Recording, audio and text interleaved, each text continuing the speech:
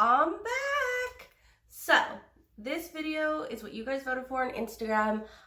I asked you guys, and if you're not following me on Instagram, what are you doing? I totally just jumped into this video without any introduction. Let's rewind. Hi guys, I'm Misha and welcome to my channel. I do a little bit of everything because I like a little bit of everything. I'm a human, I'm complex. So I had actually posted a poll on Instagram asking if you guys wanted a video about what it's like traveling during this pandemic. So if you don't know, I am from California and my sister is currently in Virginia, and I haven't gotten to see her in quite some time. And her husband, her wonderful husband, flew me out there to spend some time with my sister since she's so far from home and far from family. And being across the country during a pandemic is kind of scary.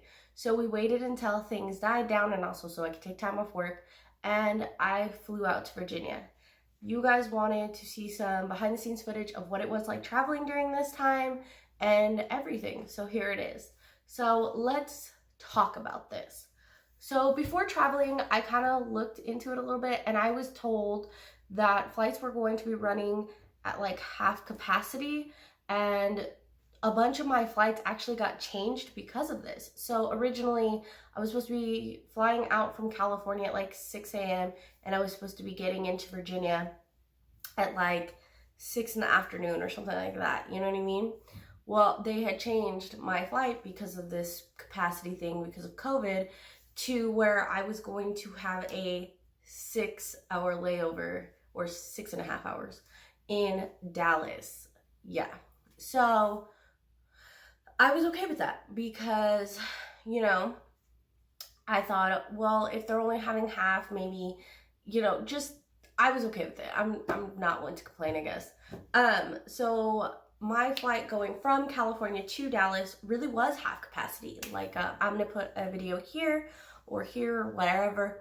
And it really, like, I had a whole row to myself. It was so amazing. I had heck of space. I totally slept on that flight because, you know, I was on it at like 5 or 6 in the morning. I was tired. I'm not a morning person.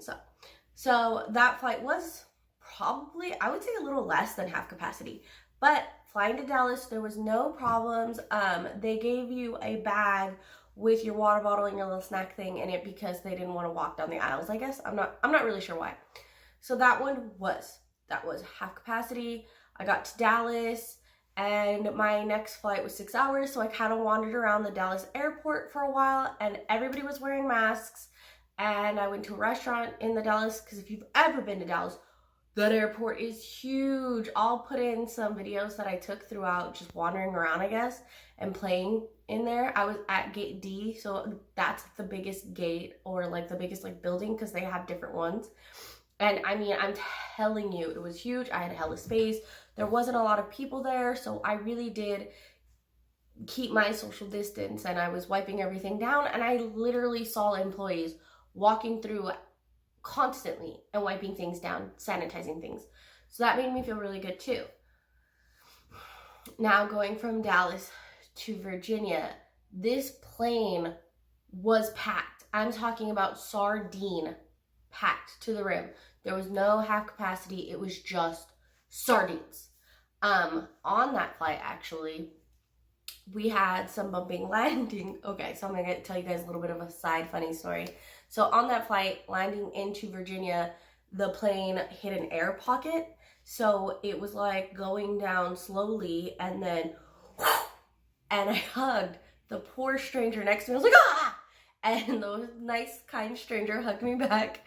And then we landed, and we looked at each other, and we laughed because, you know, we thought we were going to die. With that being said, it was sardines. We were super packed. Getting out of the plane, they tried to stagger people, but like anything, people are trying to rush off the plane, so everybody's standing in the aisle really close together. I, however, didn't get that on film because whenever I started to film, people got really weird and uncomfortable, and you know, people are traveling. I'm not trying to make anybody uncomfortable. I was just trying to catch footage so you guys could see how packed this plane was. I couldn't believe during this pandemic that it was this packed, that they were allowing the flights to run like this. So you know, obviously I'm in Virginia, and in classic sister form, my bag was coming out of baggage claim, and the baggage claim little thingy broke. So we were there for quite some time. So moving forward back into traveling back to California. Once again, flights were changed. I had a layover in Dallas for many, many hours. That flight flying from Virginia back to Dallas, once again, was super packed. And I don't know if it's just North Fork, Virginia is super popular because it's obviously where a military base is. There's actually two, I think. And so I don't know if that's why traveling from there to Dallas is so popular. So that's why it's so packed. But once again, it was super packed. Everybody was wearing a mask, and they did give you your little treat or whatever. But it was just sardines. I think I took a video of that one too as well. And then I went back to Dallas. This time, however, my plane was in a different gate than where I had landed. So I think I landed in A, and my plane to go back to California was at C. So let's talk about this. So I was told my flight was changed or whatever because of this capacity thing. Well, going from Virginia, I was going to ask if I could be put on another flight my sister had found to be home sooner so I'm not stuck in Dallas for so long. This airport to even check in was crazy long. I mean, I was there like an hour and a half before my plane was even supposed to leave, and they literally had to pull all the Dallas people to the side to get them in quicker because we had to still make it through TSA. So I didn't get a chance to really talk to anybody. But the lady working there was an MVP. I mean, this lady was checking people in so quickly. She was still watching everything, answering questions. I mean, MVP. That North Fork, Virginia airport. I think there's a couple, so I'm not really sure which one I flew into. But that lady was so impressive. I hope that everybody told her thank you because she got us all onto our flight on time. With that being said, so when I got to Dallas, I found, one of those places to help you. And I said, hey, I noticed that there's a flight going back to my hometown at an earlier time. Can I be on it? And they were like, yeah, that's not a problem. I was like, yes, okay, I'm not going to have to be here for 7 hours. And then they were like, did you check in a baggage? And I was like, yeah, of course. Yeah, I checked in a bag when I came. I paid for it. Do you want the receipt? Like, oh, no, you can't, because once you check in a baggage, you have to stay with your bag. And so you're just going to have to wait here until your next flight. I was like, well, I'll come back for the bag later. Like, I just want to be home instead of at 6 at 1. Because, like, flying from Virginia, my flight leaving out there, I think was once again 6 in the morning. No, 7:30 in the morning. And then I was supposed to be back into California at 6 that night, afternoon, evening, whatever. But that earlier flight would have put me back in California at 1. So I was like, look, I will come back for the bag. Okay, I'm not that worried about it. Obviously I have a lot of makeup in it, but like, I just want to go home. They said no. So once again, stuck in the Dallas airport for hours. This time I decided to wander around into the different buildings, ports, gates, whatever you want to call it.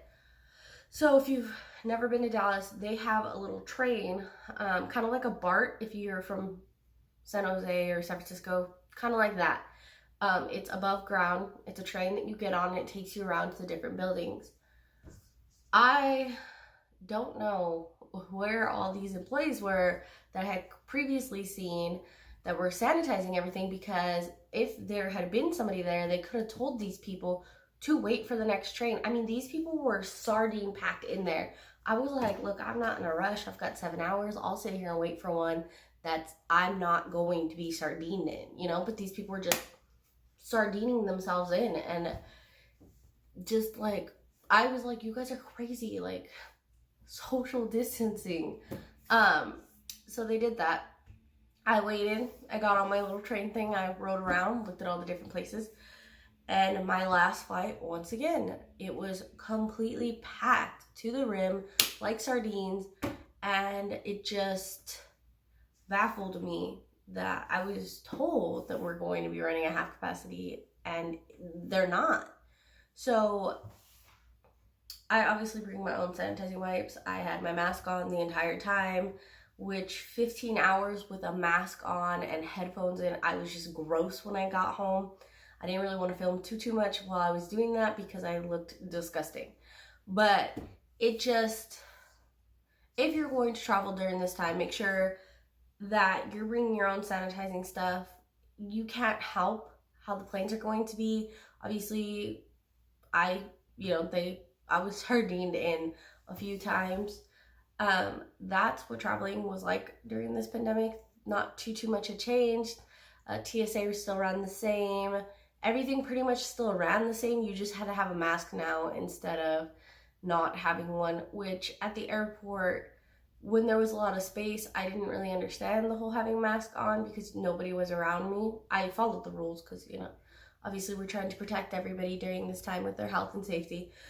But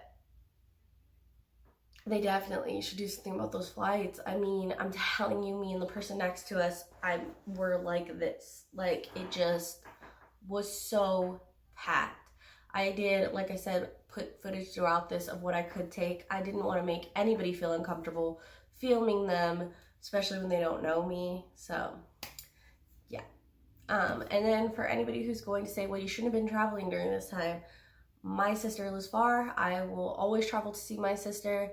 I know that it was a risk, but I would rather be able to bring some of my home and comfort to my sister, and that's just what it is. Obviously, you guys seen the video last week of me and my sister and her husband doing the Who Knows My Sister Better challenge. I completely think I won, but whatever. Make sure that if you didn't see that video, check it out. I'll post a card right here and I'll put it down in the description box below. That's pretty much all I have to say on that. I mean, be careful, obviously, during these times. If you have to travel, if family is far, I get it. Just be careful. I don't think that the place should be running that packed, but they're trying to do the best they can too. We all are. So that was my experience. That's what it was like for me traveling during this time. I thank you guys so much for watching. Make sure that you are subscribed to my channel. Make sure that you hit that bell so that you are notified whenever I upload a new video. I'm always doing something different because, well, like I said in the beginning, I'm a complex person. I'm a human, so I like a bunch of different stuff. I'm always doing something different, so there's that. But yeah, so make sure to hit that like button. Make sure to hit that subscribe button. I will see you guys next week with a brand new video, and bye guys!